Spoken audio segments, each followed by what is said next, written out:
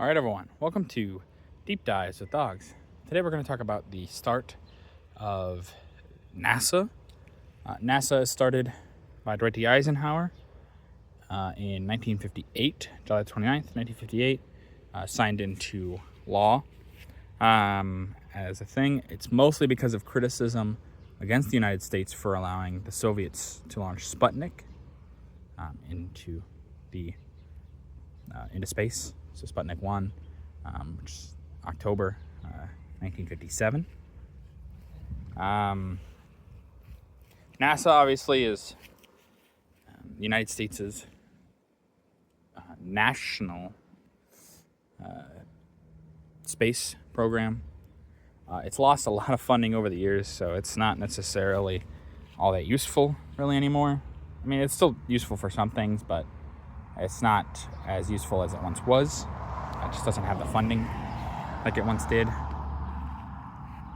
It's also not quite fully true, but whatever. Yeah, you know.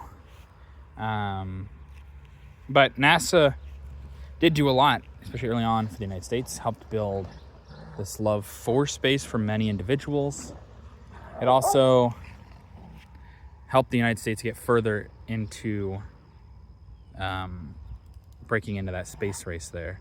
Now, the United States would be behind the Soviet Union for most of the space race. There are some instances where the United States got ahead. Very small things, though, in the grand scheme of things. A lot of people point to the bigger things. Obviously, the Soviets did first. But obviously, the United States is the first to put a man on the moon, which kind of ends the space race, too. Which is really weird, because, not like the Soviets and the U.S. were just like, oh yeah, we're just done fighting now, you know. There are other things that the space programs would do, but like, for instance, the Soviets are the first to put a woman into space, but obviously a lot of people don't remember that part of the space race, mostly because it's mostly over after the United States puts a man on the moon. Just like, oh, well, we reached as far as we can go, guys. The moon. I don't know. It's just weird.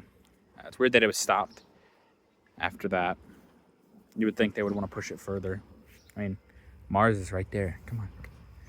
No. I kind of understand. With the technology at the time, even getting to the moon was quite dangerous.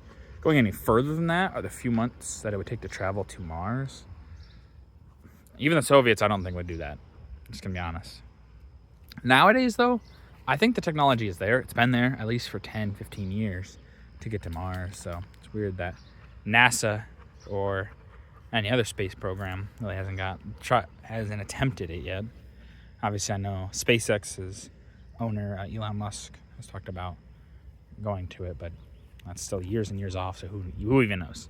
Who even knows? Dwight D. Eisenhower, interestingly, he signs a lot of things that kind of changed the U.S. in small ways, but they're big today. The highway system, NASA, these are important things, but it's just interesting their legacy today. The highway system, obviously, it's still pretty effective, still pretty useful, but NASA, for instance, it just is kind of a shell of its former self. You know, it used to be the thing that would push us into space and further beyond, you know, and all this stuff, and now it's kind of just like it's just NASA, you know. It's kind of sad to think that way, though.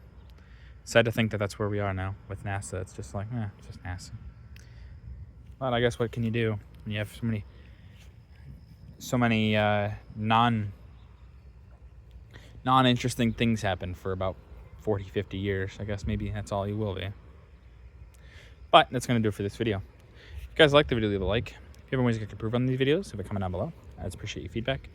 And as always, subscribe. It really does help out the channel. Thank you.